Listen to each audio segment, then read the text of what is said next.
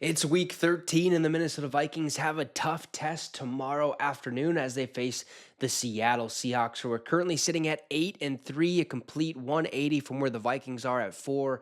The season has definitely not gone the way we all would have hoped. We thought JJ McCarthy was going to be, the chosen one, the future of the franchise, and that still could be the case, but he has a lot to fix.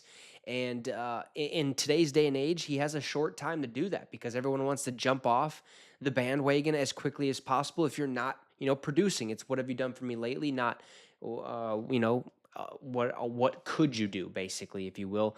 But this week we have an interesting little tidbit.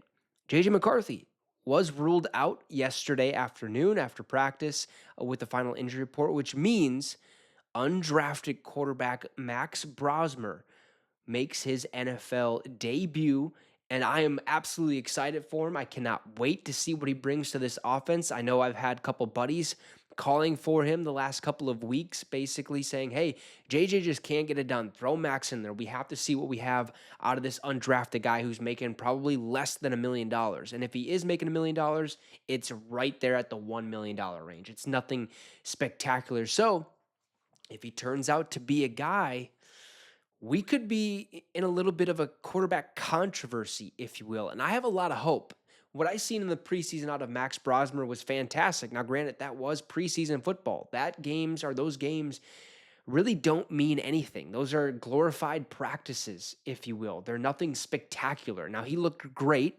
But how is that going to translate when he's playing the ones, the starters, the starting defense on the opposing team? Seattle has a great defense, has a great team in general. So Max Brosmer is going to have a lot. He's going to have a tough test. It sucks that this is the game that he has to showcase what he has in store for us, basically. For us to kind of judge him would be unfair because it is against a really good Seattle team. Now, if he finds a way to win, he goes out there, he throws for 200 yards, a couple touchdowns, no interceptions, and leads us to a victory. Everyone's going to be jumping the gun to say, hey, this is the new guy. This is the future of the franchise. Max Brosmer needs to start the rest of the way. And if that happens, if he does ball out, does Minnesota turn back to JJ McCarthy? I'm not so sure at all. I don't care if he's a captain or not.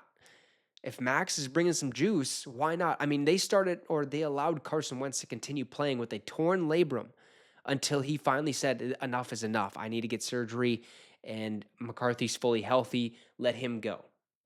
So there's some interesting things behind the scenes that I believe were taking place. It's like JJ is not ready.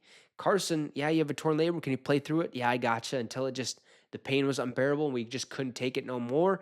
And we have to throw JJ in there. So I'm excited to see what Max Brosmer has in store, but I'm also excited for the return, or I guess not the return because we are playing in Seattle, the revenge game for Sam Darnold. He comes into Minnesota last year, leads us to a 14-3 record, second place in the NFC North. And has a quick exit against the Los Angeles Rams in that the wild card round in the playoffs. It was an unfortunate ending. He played himself out of a bigger contract, I believe, the last two games of the season against Detroit and LA.